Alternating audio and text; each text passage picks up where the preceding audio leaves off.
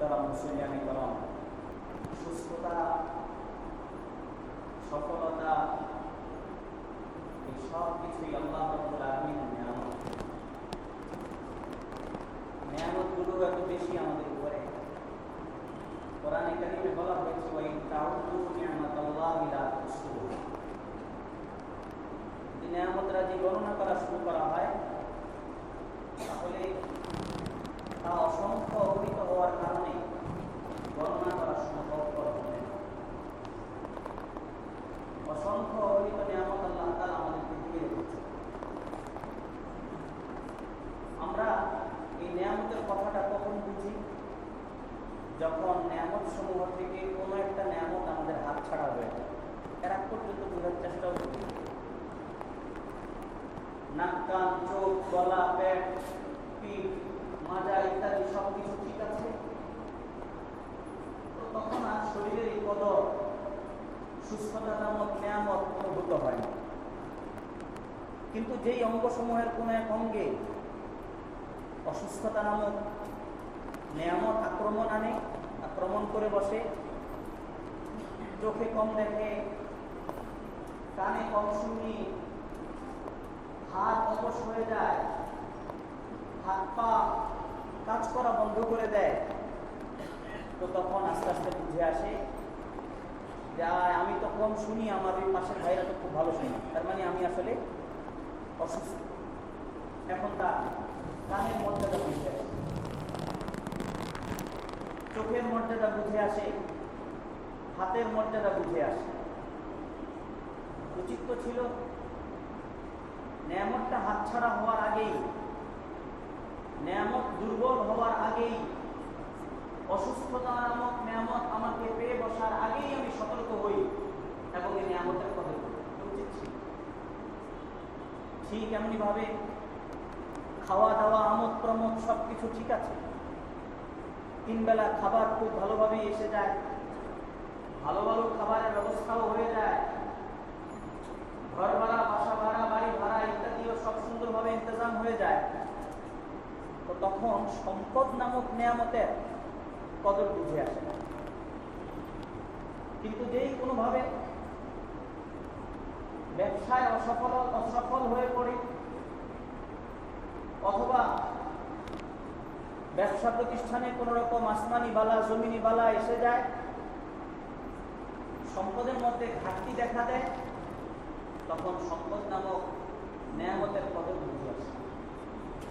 অথচ উচিত ছিল আগেই সম্পদ থাকতে সম্পদের কদর হয়। সম্পদের কদরের 2 অর্থ। এক হলো সম্পদের যথাযথ ব্যবহার, অর্থাৎ অপচয় থেকে বিরত থাকা, হারাম কাজে সম্পদ ব্যবহার করা থেকে বিরত থাকা, আর সম্পদ খরচ করা আল্লাহর রাস্তায়। যে কোনো ইস্যুতে হোক, মাদ্রাসা মসজিদের ইস্যুতে হোক, গরিব মিসকিন ইয়েতিম বিধবাদের সহযোগিতার কাজে হোক, যে কোনো ইস্যুতে হোক, সম্পদ থাকতে সম্পদের ব্যবহারটা এইভাবে করা দরকার যে আমি আমার সম্পদ ব্যয় করব, দুনিয়ার জীবনে ফায়দা হাসিল করব, সম্পদ উপভোগ করব, কিন্তু আবার সম্পদের একটা অংশ আল্লাহ রাব্বুল আলামিনের রাস্তায় আল্লাহর জন্য দিয়ে দিব, আল্লাহর সন্তুষ্টির জন্য। তাইলে ফায়দা হবে কি? ফায়দা হবে যিনি দিয়েছেন আল্লাহ রাব্বুল আলামিন, তাকে আবার সম্পদ তার নামে আল্লাহর রাস্তায় ব্যয় করার কারণে দুনিয়ায় আল্লাহ তাআলা আমাকে যে পরিমাণ ব্যয় করেছি তার চেয়ে বেশি দিবেন, আর আখিরাতে আমার জন্য অপেক্ষমান আছে। কোনো কিছু আল্লাহর রাস্তায় দান করা, মাদ্রাসা মসজিদে কোনো কিছু দেওয়া, গরিব মিসকিন ইয়েতিম বিধবাকে কোনো কিছু দিয়ে সাহায্য করা, এটা আসলে বাহ্যত দৃষ্টিতে যদিও দেখা যায় যে আমি একজনের উপকার করতেছি, বাস্তবতা হলো আমি অন্যকে উপকার করছি না, বরং আমি আমাকেই উপকার করছি। কেন? আল্লাহর নামে আমি যা দিলাম এটাকে আল্লাহ তাআলা ফরজ হিসেবে নিচ্ছেন। মান যাল্লাযী ইউকরিদুল্লাহ কারদান হাসানান ফায়ুদাঈফুহু লাহু আযআফান কাসীরা। কে আছে এমন, আল্লাহ তাআলা বলেন, কে আছে এমন যে আল্লাহ তাআলাকে খরচ দিবে, ঋণ দিবে, ফায়ুদাইফাহু লাহু আদআফান কাসীরা, আল্লাহ তাআলা তাকে ডাবলের ডাবল দিবে। তাহলে আমি সম্পদ আল্লাহর রাস্তায় ব্যয় করলাম 50 টাকা, আল্লাহ তাআলা আমাকে ডাবলের ডাবল দিবেন। আবার আল্লাহু ইউদাইফু লিমান ইয়াশা, আল্লাহ যাকে চান অনেক বাড়ায়া দিতে পারেন। কাকে কত দিবেন এটা ইখলাসের উপর নির্ভরশীল।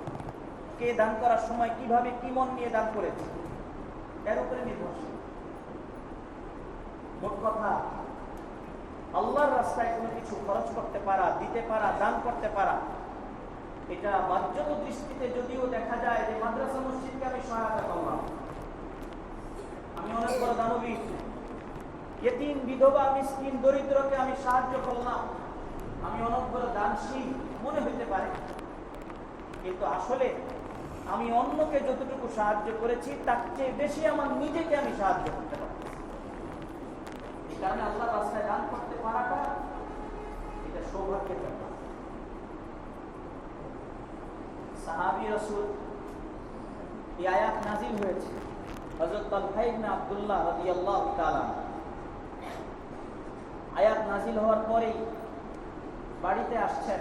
ওনার কাছে খুব সৌন্দর্যমণ্ডিত একটা বাগান ছিল, খেজুরের বাগান, যে বাগানে 600-র উপরে খর্জ বৃক্ষ ছিল, 600-র উপরে, এবং খেজুর বাগানের প্রত্যেকটা গাছ, খেজুর গাছ ফলে সজ্জিত ছিল, ফলে ভরা ছিল। আয়াত নাযিল হওয়ার পরে চলে আসছেন বাড়িতে, বাগানের বাহিরে এসে আওয়াজ দিচ্ছেন নিজের স্ত্রীর নাম নিয়ে যে চলো, এটা আমি খরচ দিয়ে দিচ্ছি, চলো নেমে আসো ঘরে। তো স্ত্রী ঘরের থেকে নেমে আসছে, জিজ্ঞাসা করছেন কাকে খরচ দিলেন? বললেন আয়াত নাযিল হয়েছে আল্লাহ তাআলাকে কে ঋণ দিবে, আল্লাহ তাআলা তাকে অনেক বেশি করে বাড়ায়া দিবেন, তাই আমি এটা আল্লাহর রাস্তায় আল্লাহর নামে দান করে দিচ্ছি, চলো। তো বিবিও মুত্তাকি পরহেজগার ছিলেন, উনি বলছেন চলো তাহলে আমরা হুজুর সাল্লাল্লাহু আলাইহি ওয়াসাল্লামের দরবারে যাই, হুজুরকে আমাদের এই দানের উপরে সাক্ষী রাখি। হুজুর সাল্লাল্লাহু আলাইহি ওয়াসাল্লাম দরবারে আসছেন এবং হুজুর সাল্লাল্লাহু আলাইহি ওয়াসাল্লাম এই ঘটনা শুনেছেন। হুজুর ওনাদের জন্য দোয়া করে দিয়েছেন, আল্লাহ তাআলা তাদেরকে দুনিয়া ও আখিরাতে বরকতে দোয়া করে দিয়েছেন।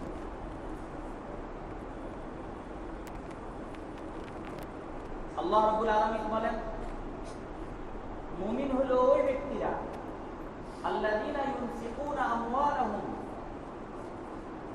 যারা আল্লাহ রাব্বুল আলামিনের রাস্তায় তাদের সম্পদ ব্যয় করে, বিল্লাইলি ওয়ান নাহারি, রাত ও দিনে, সিররা ওয়া আলানিয়া, মানুষের সামনেও গোপনেও, ফালাহুম আজরুহুম ইনদা রাব্বিহিম, তাদের জন্য প্রতিদান আছে তাদের রবের কাছে, ওয়ালা খাউফুন আলাইহিম ওয়ালা হুম ইয়াহজানুন, কিয়ামতের দিনে তাদের আর কোনো ভয় নাই, তাদের কোনো দুশ্চিন্তাগ্রস্ত হওয়ার কারণ নেই।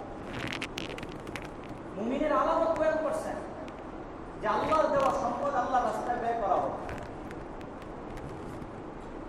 খুতবায় এক আয়াত পড়েছি, যে আয়াতে আল্লাহ তাআলা বলেন, ইয়া আইয়ুহাল্লাযীনা আমানু, হে ঈমানদারগণ, আনফিকু মিম্মা রাযাকনাকুম, তোমরা খরচ করো ওই সম্পদ থেকে যা আমি তোমাদেরকে রিজিক স্বরূপ দিয়েছি।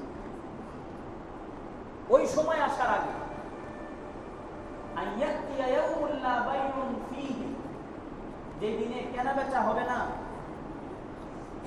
কারো সাথে কোনো রকম ডিল করার সুযোগ হবে না, যে চলো তুমি আমার নেকিগুলা, তোমার নেকিগুলা আমাকে দিয়ে দাও, তোমাকে এই সম্পদ দিয়ে দেওয়া হবে, কারো কাছে সম্পদই থাকবে না, কোন রকমের কেনা বেচা হবে না সেই দিন। ওয়ালা খুল্লাতুন ওয়ালা শাফাআ, আল্লাহর রাস্তায় দান করা ওই সময় আসার আগ পর্যন্ত, ওই সময় আসার আগে আগে, যেই দিনে বন্ধুত্ব কোনো কাজে আসবে না, ওয়ালা শাফাআতুন, কারো সুপারিশও সেদিন কোনো কাজে আসবে না। আল্লাহর রাস্তায় খরচ করার কথা বলা হয়। তিরমিজি শরীফে হাদিস, হুজুর সাল্লাল্লাহু আলাইহি ওয়াসাল্লাম বলেন, ইন্নাস সাদাকাতা লাতুতফিউ গাযাবার রাbb, নিশ্চয়ই আল্লাহর রাস্তায় ব্যয় করা, খরচ করা, দান সদকা খায়রাত করা, এটা আল্লাহ রাব্বুল আলামিনের বান্দা যে গুনার কাজ করে, বান্দা যে আল্লাহ তাআলার নিয়ামতের নাফরমানি করে, নাশুকরি করে, অকৃতজ্ঞ হয়, এর কারণে আল্লাহ যে নারাজ হন, অসন্তুষ্ট হন, দান সদকা খায়রাতে আল্লাহ রাব্বুল আলামিনের এই অসন্তুষ্টিকে দূর করে সন্তুষ্টি রাখে। আল্লাহ তাআলার সন্তুষ্টির কারণ হয় দান। ওয়া তাদফাউ মিতাতাস সু, আর খারাপ মৃত্যু থেকে আল্লাহ তাআলা বান্দাকে হেফাজত করে। খারাপ মৃত্যু কি? মুহাদ্দিসিনে কেরাম বলেন, খারাপ মৃত্যু দ্বারা উদ্দেশ্য হলো ওই মৃত্যু যার থেকে হুজুর সাল্লাল্লাহু আলাইহি ওয়াসাল্লাম আল্লাহ তাআলার কাছে মুক্তি চেয়েছেন। আগুনে ডুবে, সমুদ্রে ডুবে গিয়ে আগুনে পুড়ে, তারপরে ছাদ থেকে পড়ে গিয়ে হঠাৎ মৃত্যু থেকে হুজুর সাল্লাল্লাহু আলাইহি ওয়াসাল্লাম আল্লাহ তাআলার কাছে মুক্তি পেয়েছেন, মুক্তি কামনা করেছেন। মুহাদ্দিসিনে কেরাম বলেন, যদি দান সদকা খায়রাতের ধারাবাহিকতা অব্যাহত থাকে, তাহলে এক তো আল্লাহ রাব্বুল আলামিন যে অসন্তুষ্ট হন বান্দার প্রতি তার কারণে এটাও দূর হয়ে যায়, আল্লাহ তাআলার অসন্তুষ্টির জায়গায় সন্তুষ্টি আসে, আর সেই সাথে সাথে আল্লাহ রাব্বুল আলামিন বান্দাকে খারাপ মৃত্যু থেকে হেফাজত করেন।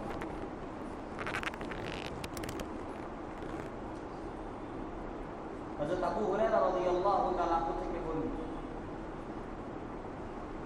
বাইহাকি শরীফের রিওয়ায়াত, হুজুর সাল্লাল্লাহু আলাইহি ওয়াসাল্লাম ইরশাদ করেছেন, যে ব্যক্তি আল্লাহর রাস্তায় দান করে সে আল্লাহ তাআলার নিকটবর্তী, জান্নাতের নিকটবর্তী, মানুষও তাকে মহব্বত করে, অর্থাৎ আল্লাহও মহব্বত করেন, আবার জান্নাতও সে লাভ করবে, আবার মানুষও তাকে মহব্বত করে, আর জাহান্নাম থেকে সে অনেক দূর। জান্নাতের কাছাকাছি যেহেতু, জান্নাতে যেহেতু যাবে তাহলে তো জাহান্নামে যাওয়ার প্রশ্ন ওঠে না। আর বখিল কৃপণ যে দিতে চায় না, দেওয়ার আগেই চিন্তা ভাবনা শুরু হয়ে যায়, নানা রকম প্রয়োজন সামনে এসে দাঁড়ায়, সে আল্লাহ তাআলা থেকেও দূরে, আল্লাহ তাআলার মহব্বত থেকে দূরে, জান্নাত থেকেও দূরে, মানুষের মহব্বত থেকেও দূরে, আর জাহান্নামের কাছাকাছি, জাহান্নামের কাছে। এই কারণে দান সদকা খায়রাতের ধারাবাহিকতা অব্যাহত রাখে।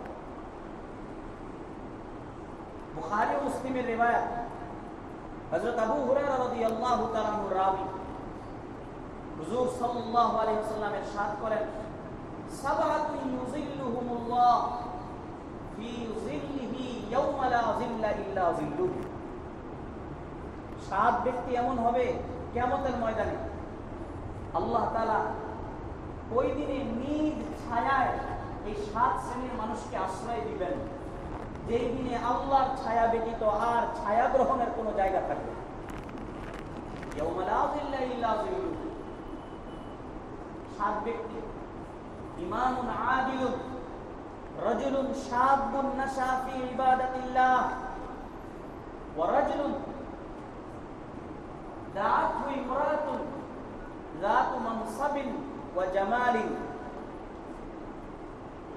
ন্যায়পরায়ণ বাদশা ওই যুবক যে তার যৌবনটাকে আল্লাহ রাব্বুল আলামিনের ইবাদতে কাটিয়েছে, ওই পুরুষ যাকে সুন্দরী, রূপসী, গুণবতী, সুশ্রী কোনো নারী অবৈধ কাজে জড়িত হওয়ার জন্য অফার করেছিল। ফাকালা ইন্নী আখাফুল্লাহ, আর সে উত্তরে বলেছিল, না, আমি তোমার সাথে অপকর্মে জড়িত হতে পারবো না, আমি আল্লাহকে ভয় করি।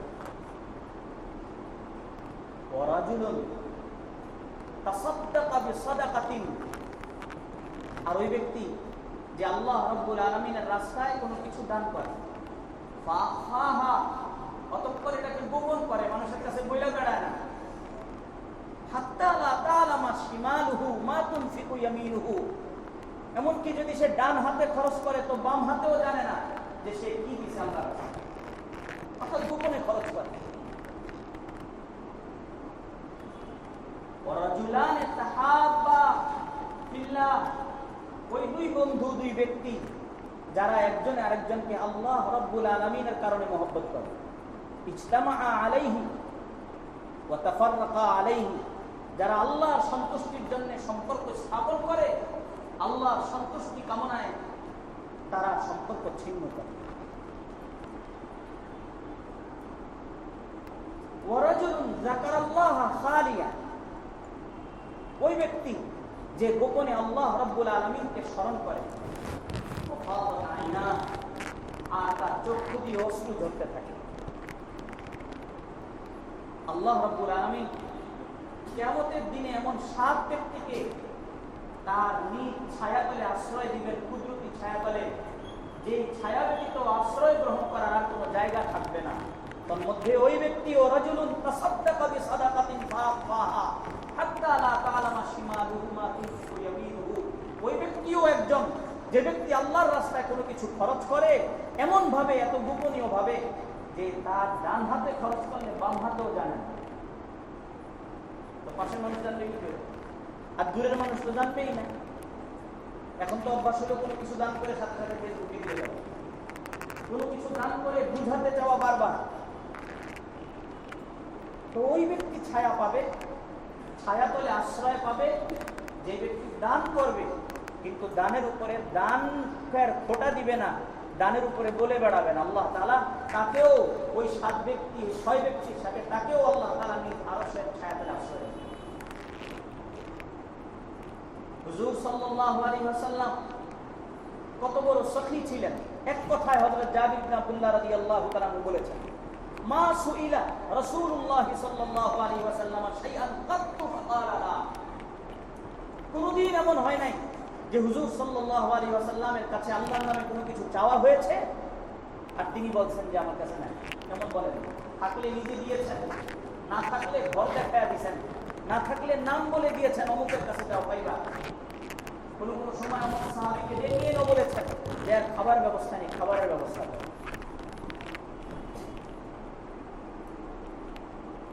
আল্লামা মুনজিরি রাহমাতুল্লাহির কিতাব আত-তারগীব ওয়া আত-তারহীবে হযরত আয়েশা রাদিয়াল্লাহু তাআলা আনহার ঘটনা উল্লেখ আছে। মুয়াত্তা মালিকেও আছে।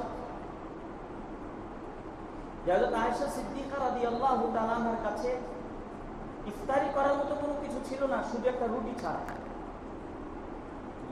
তো ওনার দুয়ারে, ওনার দরজায় দরিদ্র লোক আসছে, এসে কিছু চাইছে, আমাকে কিছু দাও ইফতারির জন্য।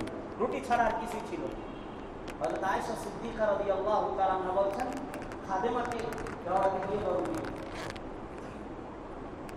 বলছেন, আয়েশা আপনার ঘরে তো ইফতার করার জন্য এই রুটি ছাড়া আর কিছু নাই। বলছেন, তারপরে দিয়ে দেন। তো দিয়ে দিছেন। ইফতারের আগ মুহূর্তে কেউ এসে দরজায় কড়া নেড়েছে। দেখা গেল যে ওখানে খাবারে ভরা ডিশ, যে ডিশের ভিতরে খাবার আছে, রুটি আছে, খাসির গোশত আছে। বললেন, দেখো তুমি তো শুধু রুটি দিছো, আর আল্লাহ তাআলা তোমার জন্য গোশত সহ রুটির ব্যবস্থা করেছে।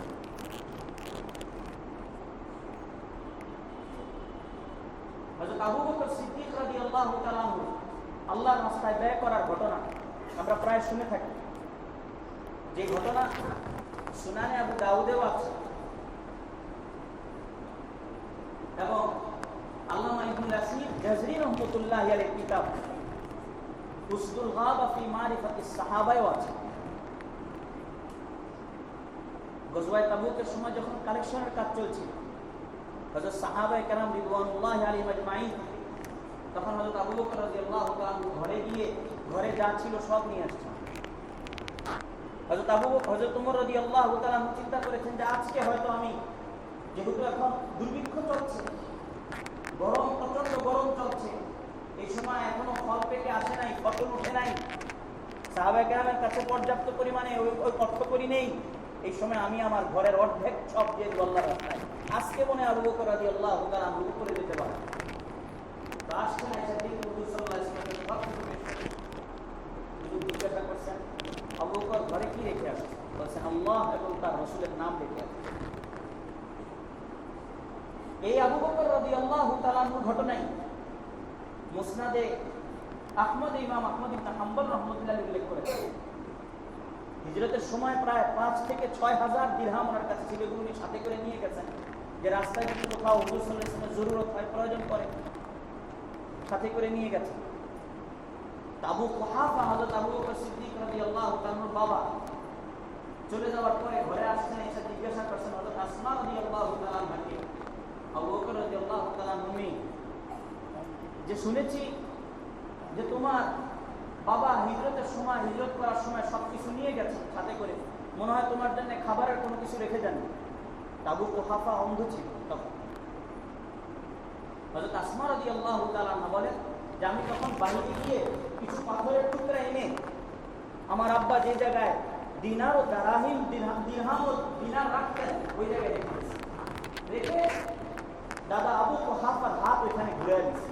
তো উনি হাতে দেখলেন যে হ্যাঁ এখানে তো অনেক কিছু আছে, তো বললেন যে হ্যাঁ খুশির ব্যাপার, যে অনেক কিছু তোমাদের জন্য রেখে গেছে। হযরত আসমা রাদিয়াল্লাহু তাআলা আনহা বলেন অথচ আবু বকর রাদিয়াল্লাহু তাআলা ঘর খালি করে নিয়ে গেছে আল্লাহর জন্য, আল্লাহর রাসূলের জন্য, আর ঘরে আল্লাহ রাসূল আল্লাহর নাম লিখে গেছে।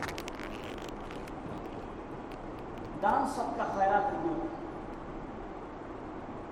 হযরত আমিরে মুআবিয়া রাদিয়াল্লাহু তাআলা, হযরত আয়েশা সিদ্দিকা রাদিয়াল্লাহু তাআলা কে উদ্দেশ্য করে 1,80,000 দিরহাম পাঠালেন, যেন উম্মাহাতুল মুমিনিনের খরচে কাজে আসে।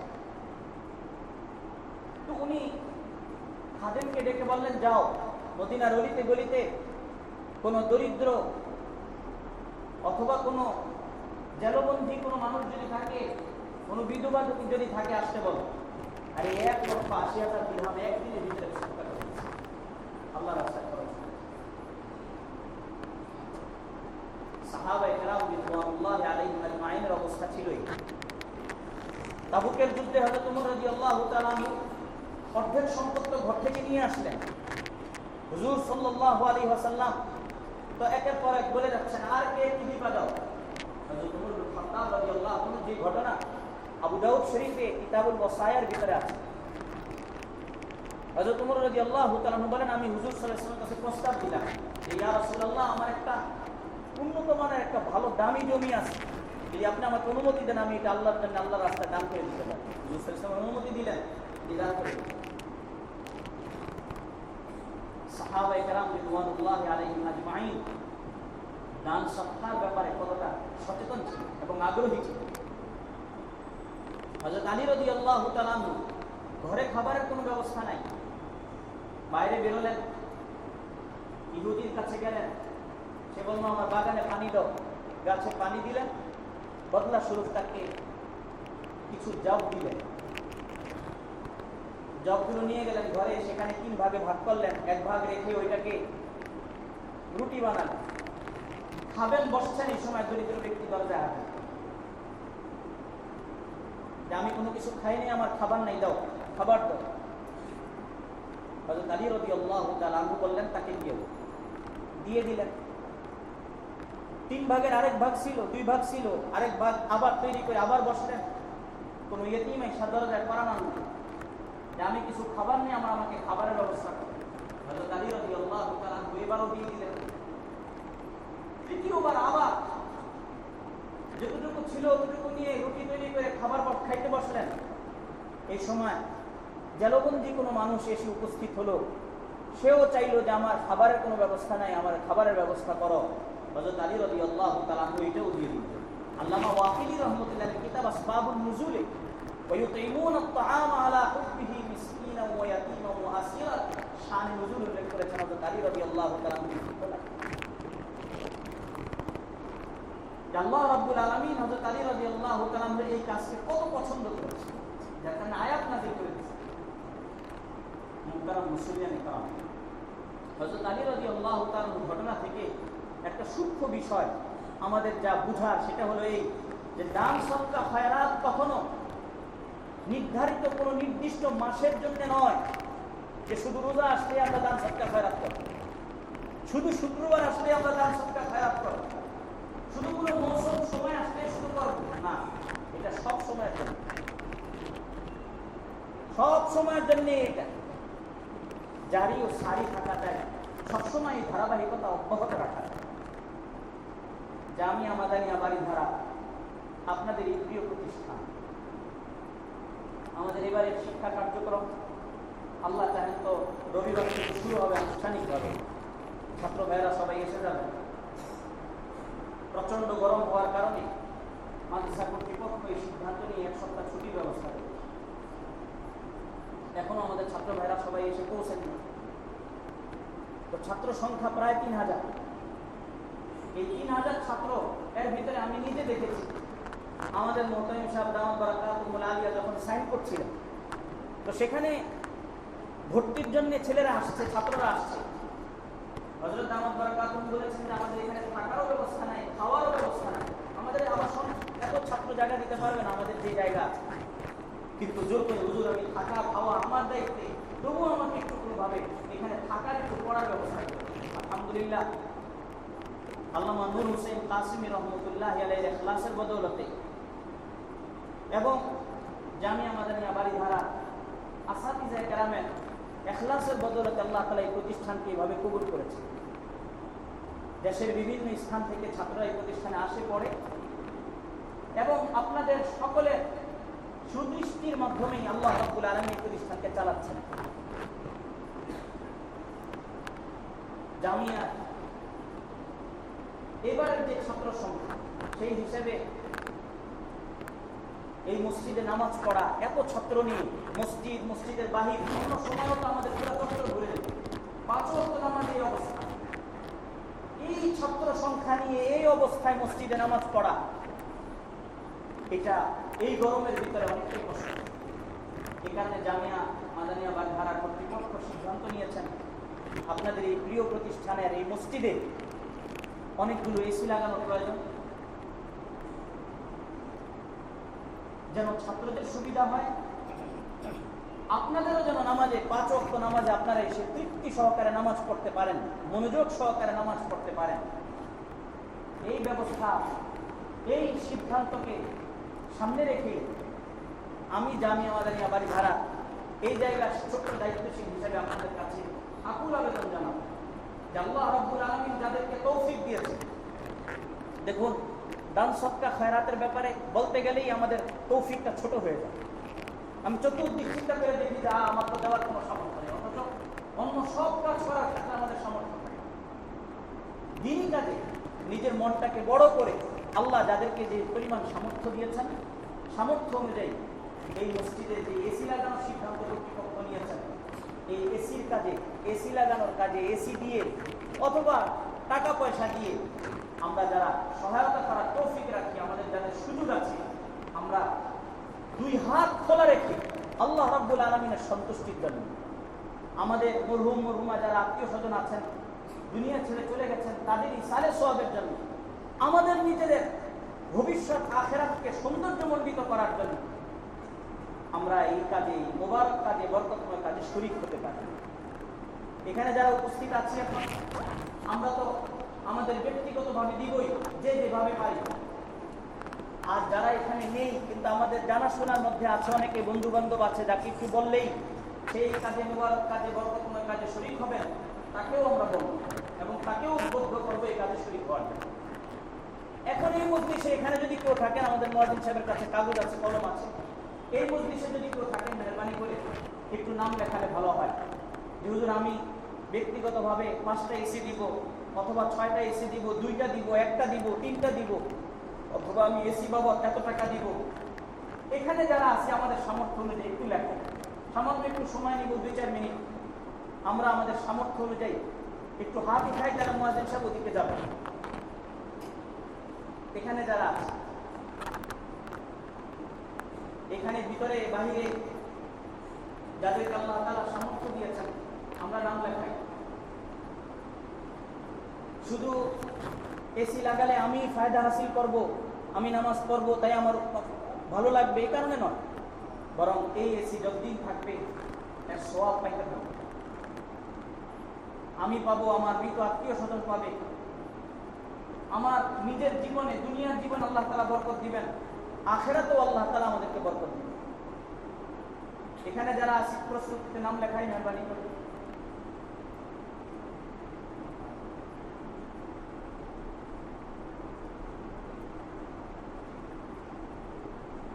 বাহিরে যদি কেউ থাকে হাত উঠাই।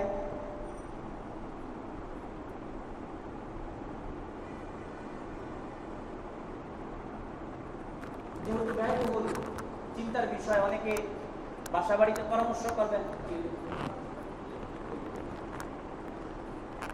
বাসা বাড়িতে পরামর্শের ব্যাপার আছে, একটু নিজে নিজে চিন্তা করার ব্যাপার আছে। এই কারণে এখন যারা পারি নাম লেখাই, নামাজের পরেও যদি লেখানোর থাকে আমাদের অফিসে যোগাযোগ করি, নাম লেখাই। এই মুহূর্তে এখনই লেখাতে হবে এরকম কোনো জরুরি নয়, পরেও লেখায় দেয়, কিন্তু নিজেকে শরীক রাখার চেষ্টা করি। যে যেভাবে পারি মসজিদের এই এসির কাজে নিজেদেরকে শরীক রাখার চেষ্টা করি। আল্লাহ রাব্বুল আলামিন আমাদেরকে বেশি বেশি নেক কাজে শরীক থাকার তৌফিক দান করে। বিশেষভাবে মাদ্রাসা মসজিদের যে সমস্ত জরুরত আমাদের সামনে পেশ করা হয়, এই সমস্ত কাজেও আমরা আমাদেরকে আগে আগে রাখার চেষ্টা করি। সর্বোচ্চ অংশ দিই, যাকে আল্লাহ তাআলা যতটুকু সামর্থ্য দিয়েছেন